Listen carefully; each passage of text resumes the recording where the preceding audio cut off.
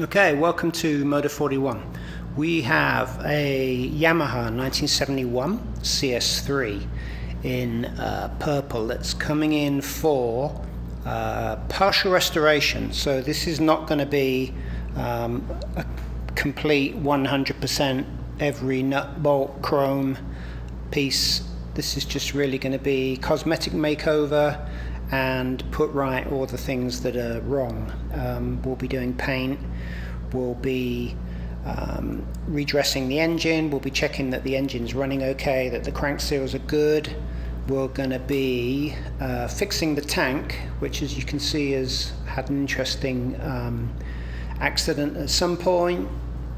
New tank badges. We'll sort out these grips and levers and perches that are all wrong. You can see more signs of damage here from the headlight bezel, and then also the poor old Speedo has had a bit of a tough time too with the ring, and I think all of that looks as though it was kind of either a right hand side crash or it slid into a post or something. But overall the bike's not in bad shape. You can see that the chrome works pretty good. We'll be changing the fork gaiters and basically doing everything cosmetic just to really make this a really nice runner rider. We've got a few oil leaks at the moment. I'm not quite sure where that's coming from, and I hope it's not from the cases which are split down the middle on these CS3s. But in the next couple of days we'll be getting the tank off, getting it over to paint, and then starting to work on the motor, see what we can find and see if we can actually get some spark and see if we can actually get it to run.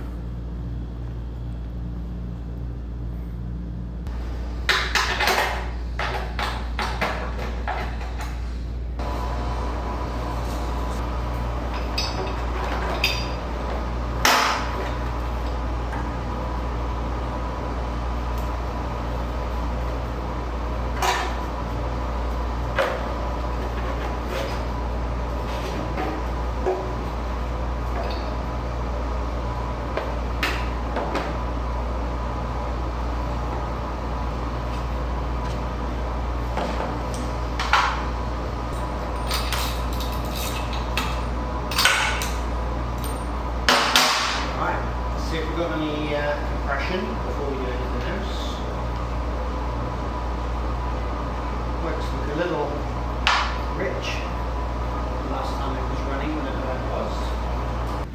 Alright, we're going to do a compression test. We'll start on the left. Typically,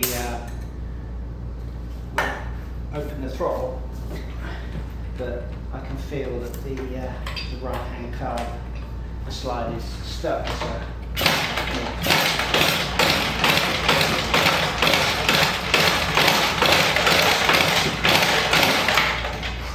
So remarkably healthy. 1, 10, 20, 30, not too bad.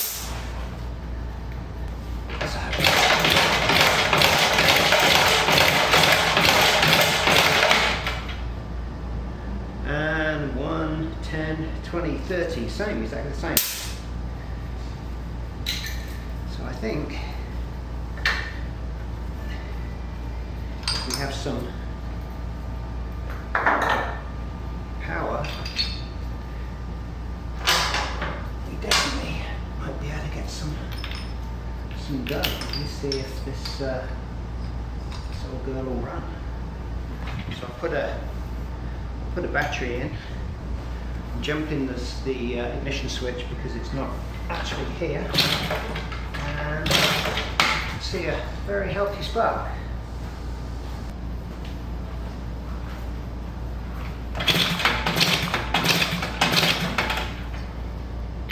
If I try the right cylinder, yeah, beautiful. Okay, let's try and free up these carbs and see if we can get it to run. So it's not unusual for carbs to be pretty jammed up. I don't know if there's any old 2-stroke oil left in this. Yeah, a little bit in the bottom. We'll lift it off for now. It'll give us a little bit more room. Plenty of dirt, crusty dirt lying around, but the problem is the slide's stuck. So I'll apply a little bit of heat and just try and warm it up. And if we can warm up the old shellac that's built up from years of sitting, there we go. It doesn't need very much, honestly, just a little bit of heat, but you can see the dried brown mess that's on there from old fuel with ethanol. So if you look at the slide, you can see a build-up of old fuel that dried over the years and helped it to stick to the inside of the carb. Don't ever put a screwdriver on the slide like somebody's done previously. You can see some of the finish has come off, some of the coating has come off the slide, and also you can see gouge marks there from a screwdriver, which is a shame. Okay, let's get the carb off, have a look and see what's left inside.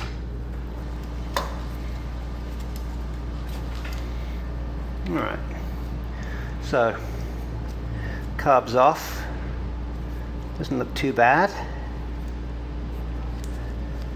The insert looks pretty good. Let's open it up, see what's inside, see how bad the jets are. Actually, pretty stinky, but not too bad. I'm a bit worried about the pilot jet. I can already see signs of damage previously. Unless somebody's used the wrong screwdriver, but let's see. It's coming. Let's go backwards, forwards, we'll brake.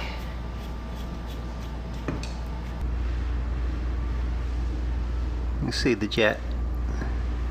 It's pretty crusty, but not too bad. And actually, I don't know if you'll see on the camera, but you can actually see all the way through. It's actually not blocked too badly. Pilot jets are a whole different kettle of fish. In 90% of the times, any bike we have in that's not run for 6-7 months, the pilot jet's blocked. You can't actually see through this. I'm pretty sure it's blocked. We'll give them a clean up.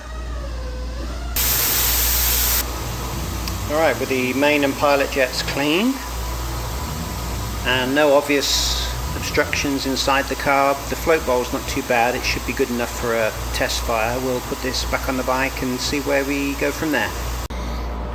Okay, we slid the slide back in. Just make sure.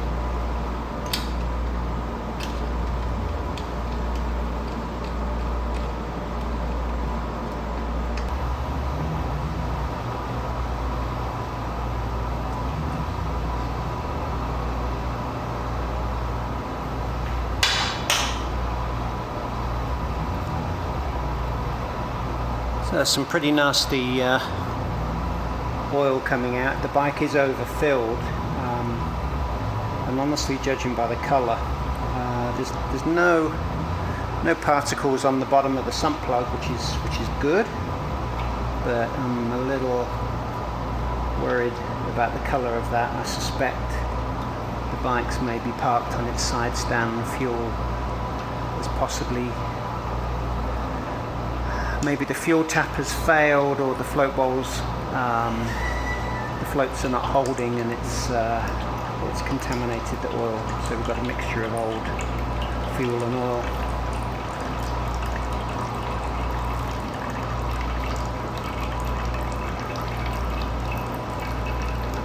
And it actually smells pretty fuely, so it doesn't have that normal old oil smell. So I think we'll get this out, put some fresh Moto oil in, and then try and fire up.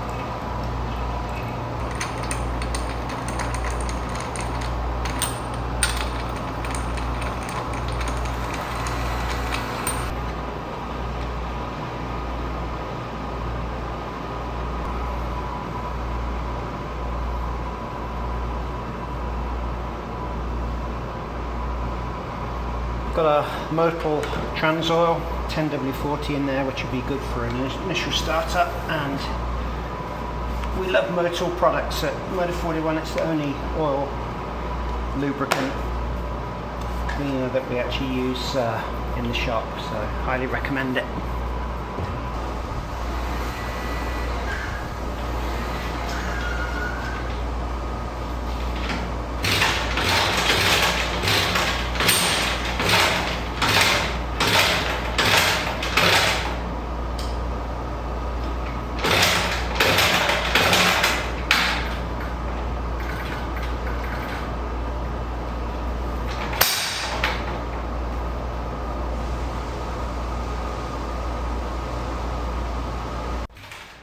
So despite my futile attempts at trying to kickstart the bike, it's definitely not going to go. Which leads me towards thinking that the ignition timings may be out. It's popping a little bit.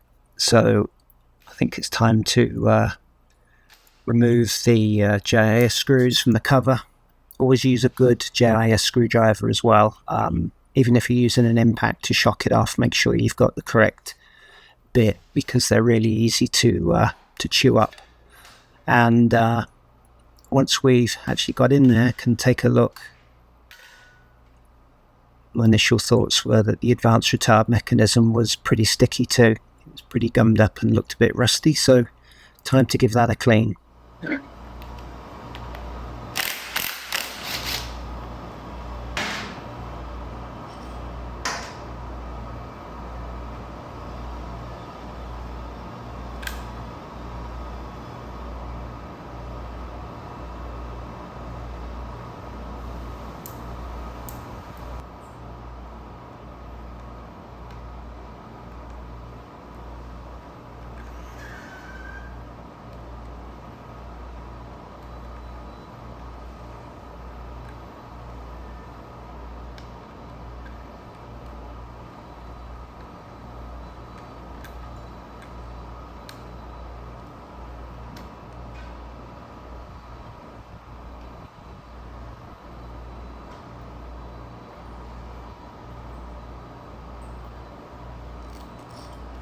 So with the advanced retard mechanism back in place, we can now make sure it's oil free and go on to the ignition timing. So with the test light on the points of the left hand cylinder, the dial gauge is in and set, so that as we watch the piston rise, it should rise now on the compression stroke. We'll just check that we're zeroed out correctly. So the height, the top dead center, still rising there. So we know our top dead center is set and it's good. I'm just going to re-zero it there.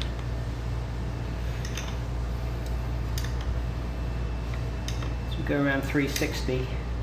Our ignition timing setting is 1.8 millimeters before top dead center. So it's really at this point, our point should be opening. So when I connect power with the lead grounded and on the points, as the points start to open, you'll be able to read where we are. I can already see from the pointer here that the pointer's in the wrong position. It's a little bit out, and that's why you shouldn't really ever go by these pointers, because if we use this pointer here, you can see that you'd be setting the ignition time into 2.45 degrees before and not 1.8. The other thing that's really important on CS3, RD200, DT125, all of the advanced retard mechanism needs to be set open before you actually set the ignition time. So I use an old piece of coat hanger. We'll connect some power and my bulb will go on at exactly the point where the point's open. So let's see what reading we get. So the dial gauge is slowly reducing. So we're at 2.36, so we're actually opening too early, and surprise surprise, it's set exactly as per the mark on the tab here. So whoever set the points last did it using the points mark, which is a little bit off. Okay, so to finish up our ignition timing on the left cylinder with the left set of points, everything now seems to be much better. I basically checked the points gap and before I adjusted the position of the points. So adjust the points within spec first, and then you loosen the two screws here, and then adjust the position of the backing plate so it changes the time at which the points begin to open. So if we look now, my timing light will actually come on in theory around 1.8 millimeters before. So here we're counting down 1.9. I'm actually 1.79, 1.8 is when the timing light is coming on, which honestly is good enough.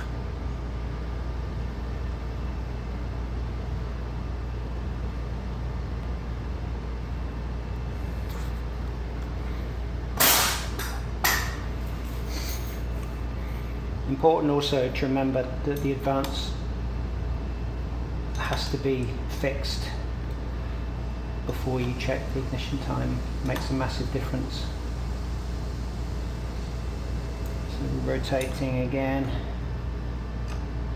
the light will come on. Now we're approaching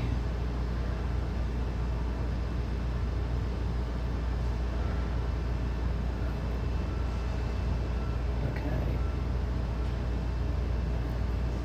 6543, 2.8, counting down, ideally 1.8 millimeters before you get to top dead center is when the bulb should come on to tell us there. So I was at 1.81, which is good enough. Now do the same for the other side, and then see if we can get it to start this time.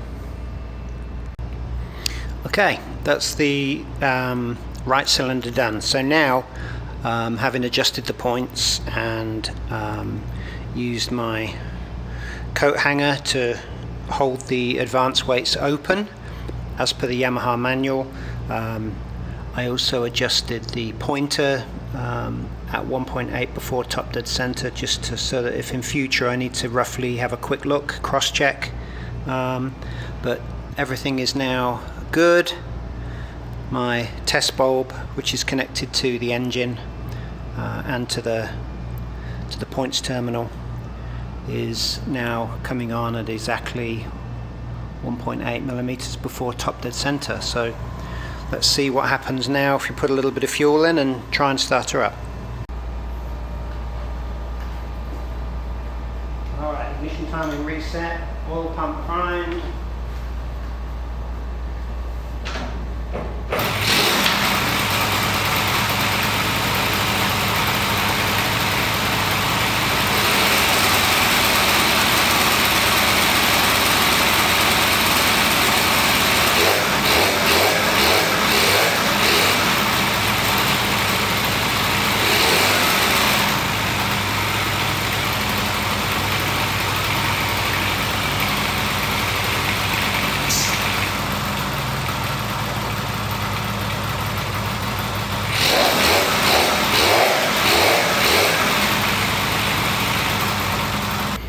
So at the end of day one on the CS3, here's what we've learned. The ignition timing was out.